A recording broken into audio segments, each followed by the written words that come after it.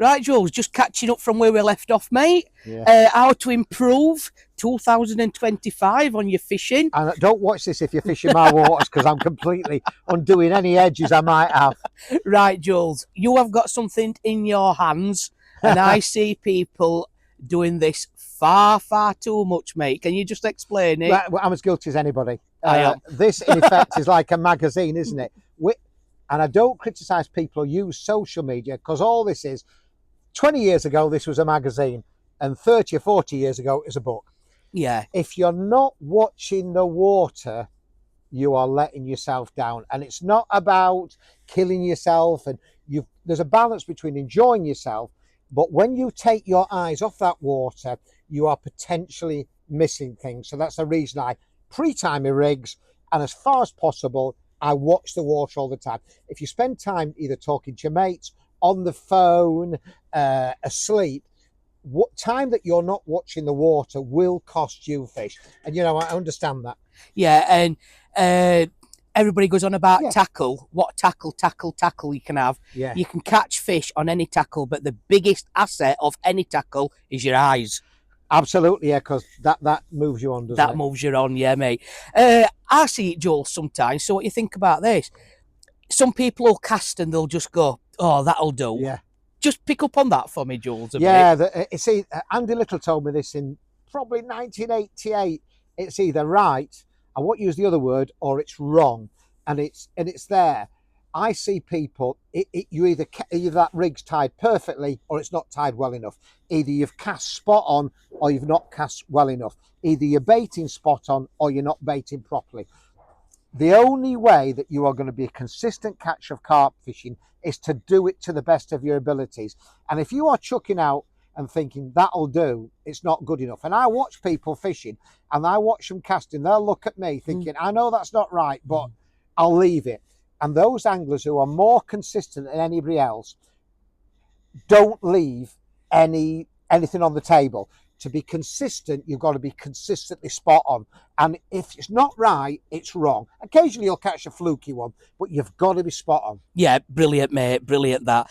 And just a saying that got drilled into me from me match fishing days, well, if you put it in, you can't take it out. So I think that was from your courting days, wasn't it?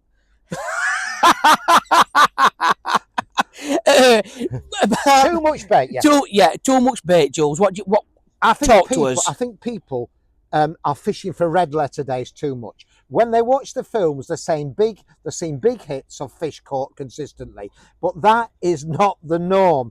If you are fishing, fish for a bite, but be prepared for a red letter day.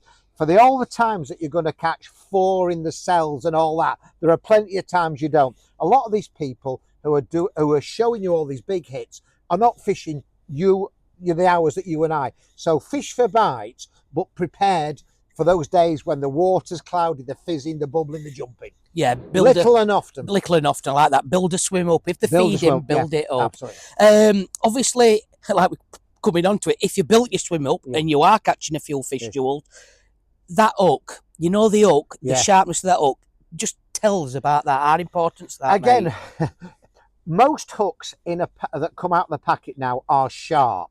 But it's like tyres. A tyre is a black tyre is a black tyre. But when you put a new tyre on, a quality tyre, it performs better. I always think of the hook point as being the contact patch of a tyre. Your car is only as good as the contact patch. The finer the hook point is, the easier it goes in for the same amount of pressure.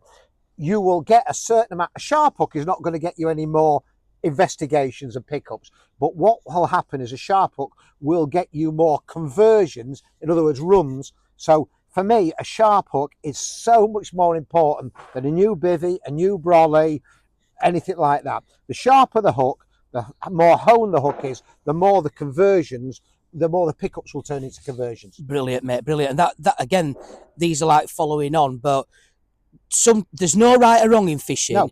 But sometimes, can you just explain what you do see as wrong? If people's doing it, doing a certain thing, mate, do you know what I mean? They spend too much time doing the the wrong things and the right I think they things. concentrate on the wrong things. Yeah. The things to concentrate are, where are the fish? Yeah. Where are the fish when I'm there? It's only good if you're there, so they can be somewhere. But if they're not feeding when you're there, that's the bit. And they put too much bait out at the wrong time, and they don't fish consistently. Those are the big issues, the mistakes that people make, and they don't go enough. Yeah. Simple as that. I mean, that is for 2025. Yeah. If you are watching this, definitely listen to Jules and take some of them positives put it into your armoury, because you will benefit in the long run, mate. Yeah, I just want to see people catching carp. Yeah. As long as it's not on my water.